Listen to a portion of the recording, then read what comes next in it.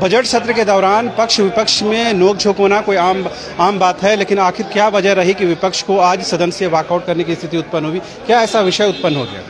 देखिए, आज जो किसी पशुपालन सहकारिता विभाग के अनुदान मांग पर चर्चा हो रही है, उसका बजट भी आज पास हो रहा है। और इस राज्य में 4 लाख ऐसे किसान हैं जिन्होंने बैंकों से लोन लिया था और उसका लोन का जो है माफ़ी नहीं हुआ एनपीए किसानों का। उस पर हम लोगों ने मंत्री से जवाब मांगा। साथ ही इस राज्य में जो प्रधानमंत्री किसान सम्मान योजना का जो पैसा दे रहे हैं 6,000 रुपया सालाना, 2800 करोड़ रुपया अभी तक झारखंड में भुगतान हो चुका है। और अभी तक जो है उसमें से 4 लाख किसान का नाम ही सरकार ने डेटा से हटा दिया। ऊपर सरकार से हम लोगों ने जवाब मांगा। इनके बजट के जो आंकड़े भारत सरकार के जो 29 योजनाओं पर सरकार ने 1 पैसे खर्च नहीं किए। सारे बजट के आंकड़े को देखा 0। और प्रधानमंत्री फसल बीमा योजना को बंद करके इन्होंने मुख्यमंत्री फसल राहत योजना चलाई, इसमें 50 करोड़ रुपया इन्होंने बजट प्रदान किया था। एक भी किसानों को आपका जो क्षतिपूर्ति का मुआवजा नहीं मिला। इस पर हम लोगों ने मंत्री से जवाब मांगा, मंत्री जवाब नहीं दे पाए, हम लोगों ने वॉकआउट किया। तो क्या लग रहा है किसानों को लेकर, कृषि को लेकर सरकार गंभीर नहीं, आंकड़े ही से बता रहे हैं? बिल्कुल आंकड़े हैं। और जमीन पर 2020-21 के बजट को देखें, इनका 21-22 के बजट को देखें तो एक भी योजना इनका धरातल पर नहीं उतर रहा है। मुख्यमंत्री पशुधन योजना जो इन्होंने नाम ब्रांडिंग किया, जो पुराने जितनी योजनाएं चल रही थी, चाहे मुर्गी पालन की योजना हो, चाहे बकरी पालन की योजना हो, चाहे सुगर पालन की योजना हो, चाहे गो पालन की योजना हो, सबके बजट के आकार को इन्होंने बदल दिया। और आज इनके लाभुक नहीं मिल रहे हैं। 50 करोड़ रुपये इनके सरेंडर हो गए। तो ये इनकी हालात है, इसलिए हम लोगों ने वॉकआउट किया। जी, आपने सुना किस तरह से विपक्ष को वॉकआउट करने की जरूरत पड़ गई। भानु प्रताप शाही हैं। भानु जी, सेठा जी, आखिर फिर से एक बार कृषि और कृषकों को लेकर विपक्ष को वॉकआउट करना पड़ा। क्या सरकार गंभीर नहीं है कृषि को लेकर के? किसी भी एंगल से यह सरकार किसानों के लिए हितकर भी नहीं है और किसानों से जो वादा सरकार ने किया था चुनाव से पहले, उसको अमली जमा पहनाने में सरकार पूरी तरह से विफल है। कृषि लोन माफ कर देंगे, ये सरकार के कांग्रेस के और जेएमएम के मैनिफेस्टो में था कि 2 लाख रुपया तक के सारे किसानों के लोन माफ होंगे। हकीकत ये है कि इन्होंने अब स्टैंडर्ड कृषि लोन की बात करना शुरू कर दी और 50,000 लोन माफ हुए हैं, वो भी चंद लोगों के।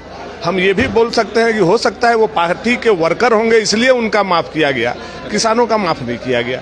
तो आज हम लोगों ने वही विषय जानना चाहा कि आपने कृषि लोन माफ करने के लिए जो बात कही थी, 26 महीने बीत जाने के बाद भी क्यों नहीं हुआ? आप कह रहे सर किसानों के लिए हितकर नहीं है सरकार, फिर किन के लिए हितकर है? ये सरकार तो किसी के लिए हितकर नहीं है। ये सरकार केवल लुटेरों के लिए हितकर है, तस्करों के लिए हितकर है, स्मगलर के लिए हितकर है। जो बालू बेच सकता है, जो पत्थर बेच सकता है, जो कोयला बेच सकता है, उसी के लिए ये हितकर। झारखंड तो माइनिंग स्टेट है, यहाँ पर इन चीजों का आदान प्रदान तो होगा ही होगा। बिल्कुल बिल्कुल। तो ये इलीगल तरीका से अपनी व्यक्तिगत पॉकेट भरने के लिए ये सरकार बनी हुई है। मतलब सरकार के लोग ही संरक्षण दे रहे हैं इस तरह का? बिल्कुल, पूरी तरह से सरकार के लोग संरक्षण दे रहे हैं। अब ये बात छुपी हुई नहीं। जी जी। तो अब क्या इसके लिए विपक्ष क्या कर सकता है? विपक्ष के पास तो अधिकार है कि अपनी आवाज को बुलंद करे। क्या इन बातों को लेकर सदन के अंदर आवाज उठ रही है? बिल्कुल, हर दिन प्रति समय जब भी हम लोगों को मौका मिल रहा है, हम लोग सरकार को घेरने का काम कर रहे हैं। यह सरकार दुम दबा के भाग जा रही है, मुकर जा रही है। और आप देखेंगे कि जब संवेदनशील विषय आ रहा है, उसमें गोल गोल जवाब देकर के बचने की कोशिश कर रही है। सरकार के विभागीय मंत्रियों के पास क्या कुछ तैयारी नजर आती है इन सवालों का? आप उनका बॉडी लैंग्वेज पढ़िए, क्या उनके अंदर कॉन्फिडेंस है? मुझे तो नहीं लगता है कि जो 11 मुख्यमंत्री सहित 11 मंत्री हैं, उनके अंदर जरा सा भी कोई कॉन्फिडेंस बॉडी के अंदर है। न उनके बॉडी लैंग्वेज में कॉन्फिडेंस है, न उनके बात में कॉन्फिडेंस है। तो जो आदमी तैयारी नहीं किया है, जो आदमी स्टडी नहीं किया है, जिसको विभाग पर पकड़ नहीं है, जो पदाधिकारियों पर गिरा हुआ रहता है, वो आदमी क्या जवाब देगा? जी, आपने सुना किस तरह से भानु प्रताप शाही ने कहा कि किस तरह से ये बाबूलाल मरांडी हैं। आज क्या मुद्दों पर? अरे बजट कहाँ है? रणधीर जी नहीं है।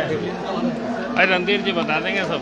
तो सर फिर भी सर हम लोगों ने अरे फिर भी मतलब क्या रहे 10 आदमी क्या करेगा? आप बता दीजिए, आप बता दीजिए सर। सर क्यों वॉकआउट की नौबत आई सर? पहली बात तो सरकार जो घोषणा करती है उसको भी पूरा नहीं करती है, तो फिर उस सरकार के भाषणों को कितना सुना जाए? भाई आप जो घोषणा करते हैं कम से कम उतने काम को तो आप पूरा करते हैं, या जो बजट में भी जो आप प्रावधान करते हैं उतने तो काम तो आप पूरा कर देते हैं।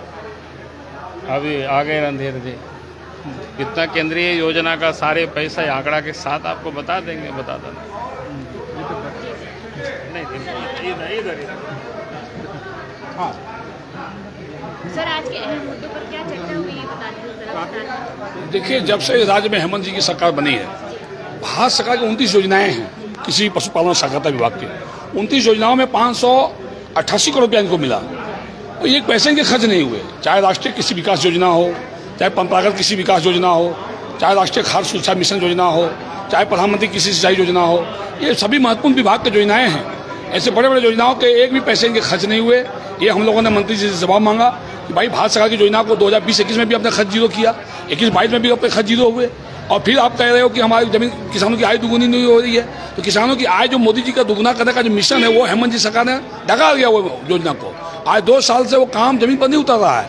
आप जो इस राज्य में भी जो जितनी भी योजनाएं बन रही है, राज्य सरकार की तरफ से भी जितनी योजनाएं बनाई गई है, आज बंजा भूमि राइस फेलो योजना ले लीजिए, जल निधि योजना ले लीजिए, समाकृतिक विकास योजना लीजिए, इनके एक भी पैसे खर्च नहीं हुए। इनके तालाबों के जीर्णोद्धार अभी तक नहीं हुए, और अब मुझे लगता है कि अब पैसे इनके सिलेंडर हो जाएंगे। मुख्यमंत्री पशुधन योजना जो इन्होंने चलाया था, जिसमें जो है पहले 90% अनुदान मिलता था किसानों को, उसको बदल के इन्होंने 50% अनुदान कर दिया, जिसके चलते आप जो है जो गाँव में जो हमारे गरीब परिवार है, जिनका अल्टरनेटिव जॉब के लिए उन्हें मुर्गी पालन के व्यवसाय से जोड़ा जाता है, बकरी पालन के व्यवसाय से जोड़ा जाता है, गो पालन के जो व्यवसाय से जोड़ा जाता है, मत्स्य पालन के व्यवसाय से जोड़ा जाता है, ताकि अगर कोई किसी में धोखा खा जाए तो अल्टरनेटिव जो है बकरी पालन, मुर्गी पालन, गो पालन, मछली पालन से वो जीविका पालन कर सके। वहाँ भी इन्होंने अनुदान घटा के 50% कर दिया। उनके जो बजट थे 50 करोड़ रुपये वो सरेंडर कर गए। तो ये इनकी हालत है। इसलिए हम लोगों ने इनसे मांग किया कि भाई आप क्या, अब किस राज्य को किस हिसाब से ले जाना चाहते हो, किसानों के लिए क्या करना चाहते हो। मधुमक्खी पालन की योजना को इन लोगों ने बंद कर दिया। अब इनके देखें जो लोन माफी की जो योजना था, इन्होंने इनका जो है 4 लाख किसानों का जो जिनका खाता एनपीए हो गया था, ऐसे एक भी किसानों का इन लोगों ने लोन माफ नहीं किया।